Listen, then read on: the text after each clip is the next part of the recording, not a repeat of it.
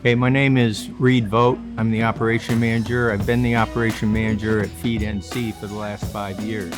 Our main responsibility is helping to unload the various vehicles that come in with the product every day. We have all the food stores, all the Food Lions are big donors of ours: Walmart, Target, BJ's, Sam's, Costco, and then we have like Panera Bread and a couple smaller ones, but they all are included in on the big picture, so to speak. Primarily, we're responsible for taking the food from the trucks that pick up at the various grocery stores every day, sorting it into the different areas. We label all the meat boxes by the date and the type of meat it is, put it in the freezer, and then we have a rolling 2-week schedule of what's going to be served for lunches. So we pull out the meat out of the freezer, put it in the refrigerator for thawing about 3 or 4 days in advance. So when the chef comes that day for lunch protein, it's all set, it's thawed, and it's ready to go.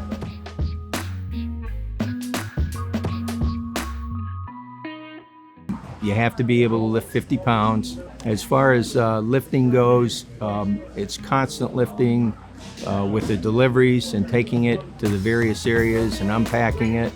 And the coldness is something that can't really bother you because you are in and out of the walk-in freezer on a regular basis. We get deliveries pretty much the same time every day from the same grocery stores. Very often some of the product is frozen, so we want to get it off the truck and in its proper area as quickly as we possibly can. They have to be able to lift up to 50 pounds a box. Very often the boxes are filled up and they're 50 pounds or more. Once it's unloaded, it goes to the different area and then it's dealt with appropriately. For example, the cans and the meats go into the back room, the breads go up front, and the pantry where we serve the guests, that type of food goes to a different section also. When the cans come in, they're intermingled. There are different types of cans, obviously, in the boxes. So they sort them out by type. And then, as I said, they seal it, put a date stamp on it, and put it up on the shelves for future use. All the cans that we keep in-house, we utilize in the kitchen. Any cans that we don't utilize in the kitchen are given out on the pantry line. And again, we use the date stamp on it. So when the chef says, I need tomato sauce, for example, we take the first in and give it to him at that point. So we are assured that there never really is a longer 90-day shelf life on any of the cans that we have back there.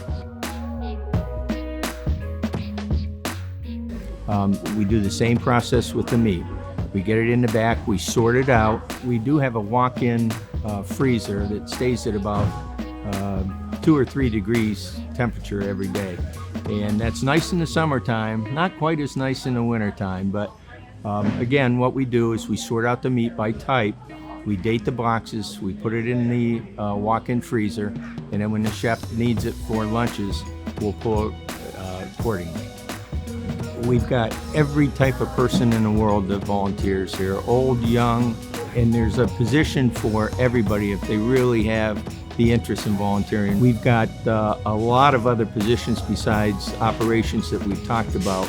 We've got a lot of people that started in one area and since then have moved to another area. But it's your choice as to what you would really like to do and how you would like to spend your time volunteering.